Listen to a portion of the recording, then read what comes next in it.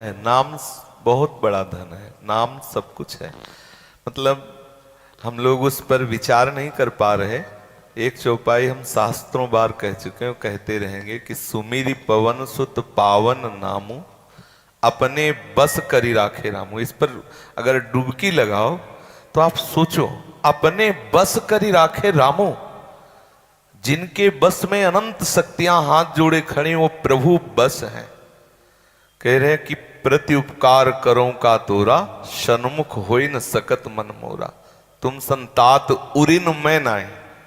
नाम बहुत सबसे श्रेष्ठ सब कुछ नाम है। अगर हम निरंतर नाम जप करते रहे तो खुद पता चल जाएगा।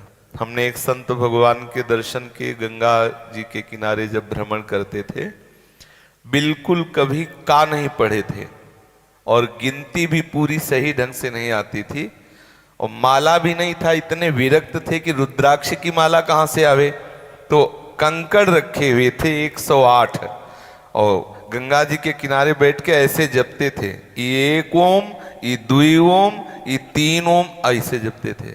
और बड़े बड़े संत उनके दर्शन, सीधे सरल, केवल दिन भर इसी में लगे रहते, ना कोई प्रपंच, ना किसी तरह का व्यवहार।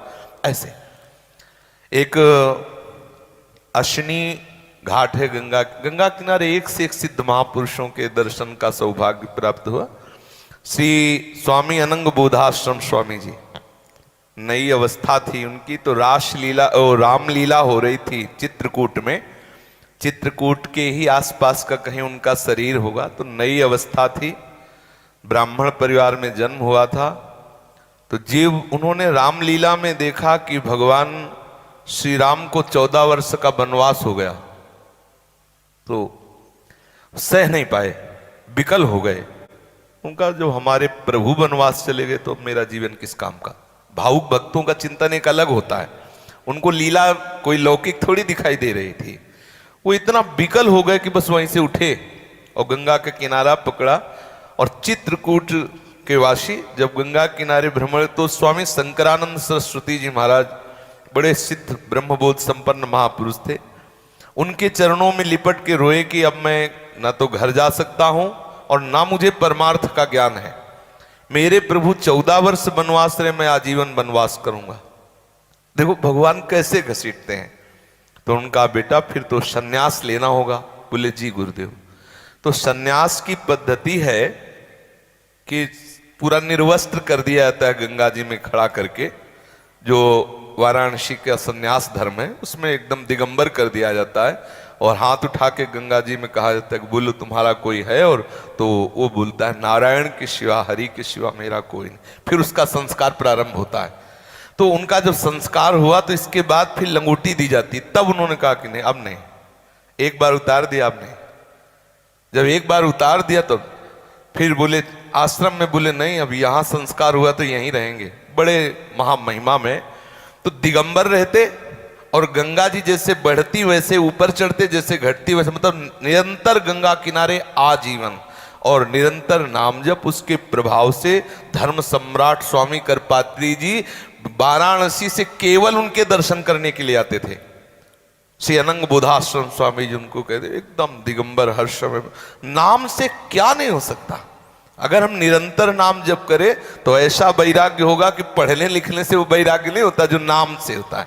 नाम से जो श्री ठाकुर हरिदास जी और कोई साधन नहीं करते थे, नाम ही जप करते थे। सुंदरी वैश्या उनको लुभाने के लिए आई, कुछ नहीं बिगाड़ पाई। कितने ऐसे महान महान भक्त हुए कि बहुत भी विषयों का प्रलोभन दिया गया, आया, लेकिन उन्होंने स्वीकार नहीं किया नाम के कारण। हम खूब ग्रंथ पढ़ लें और नाम जप न करें तो प्रश्न में हम फेल हो जाएंगे। जब माया प्रश्न करेगी तो फेल हो जाएंगे।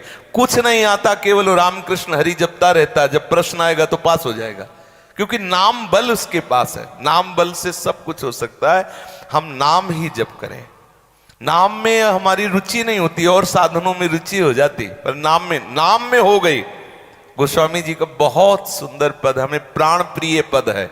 राम राम राम जी जोलो तू न जपी है, तोलो तू कहूं जाए तिहू ताप तपी है। सुरसर तीर बिन नीर दुख पाई है, सुरतर तरे तो ही दारिद सताई है। श्री गोस्वामी जी कह रहे कि कुछ भी कर लो, जागत बागत सपने उन सुख सोई है। और जुग जुग जन्म जन्म जग रोइए, छूटिबे के जतन विशेष बांधे जाएगो, होए है विष भोजन जो सुधा सानि खाएगो। ऐसे कि अगर भगवान नाम जप नहीं तो जो भी अन्य साधन है छूटिबे के जतन विशेष बांधे, वो तेरे को बंधन ही प्राप्त होगा, क्योंकि वो शुभ बंधन होगा। पर वास्तविक जो मोक्ष है, वास्तविक जो प्रेम है, वो नाम से प्राप्त होगा। निरंतर नाम रटना चाहिए।